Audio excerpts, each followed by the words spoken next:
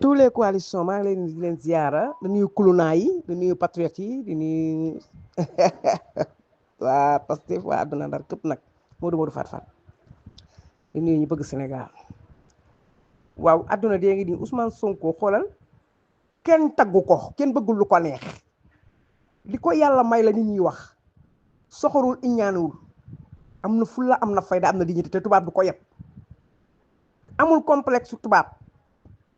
Ousmane Sonko xoolal soxorul iñaanuwul waaye ku ndokkin mu robin la ko parce que ci fulla la bokk waaw Seydina Muhammad sallallahu alayhi wa sallam moo ko wax jullit dafa war a am fulla jullit dafa war a am fulla yàlla ne yow jullit yow sama jaam bi ku la tooñ boo mënee fayul la tolloog moom boo ko mënul bu la neexee ba ko man ma fayul la tafa defe naa fayub yàllaa dàq waaye am na foo xamante ne nag da nga koy fay ci saas bi ci saas si kooka nekk nit Ousmane Sonko lu mu def da koo war a def lu mu def rek da koo war a def deful mukk lu mu war a def lu mu def rek da koo war a def ndax dafa am ay conseil nag du jinne du rab du xutbu kenn taggu ko li ci moom la ñuy wax tey jaajëfal nag Khady Ngom yi ñu yural doom ju baax ji yi nga xamante ne dañ koo saaga ba mu nekk ministre bay fale di falaat kon Khady Ngom gàcce nga laama ba jigéen ñay taxawaalu yaa ngi sëy jur doom ju baax nag tabarkel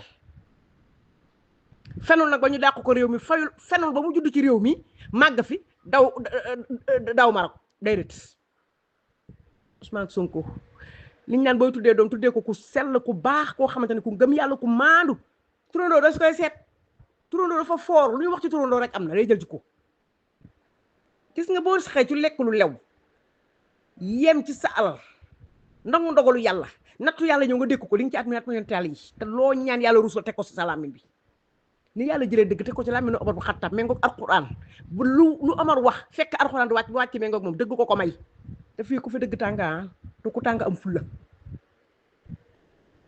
bu ñu kenn ray gis nga diabolisé bi Sénégal moo fiy jeex ku war a wax dëgg da nga koy wax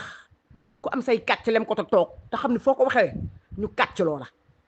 am gàcce am sa njaboot gàcce gis nga jub dëgg maandu ragal yàlla loo ko jënd jar na ko barke alxuraan te valeur am la ku ko xamul woon ci jamono ji nga koy xamee Ousmane Sonko muy yeewoo Sénégal dañ ko war a tiitaroo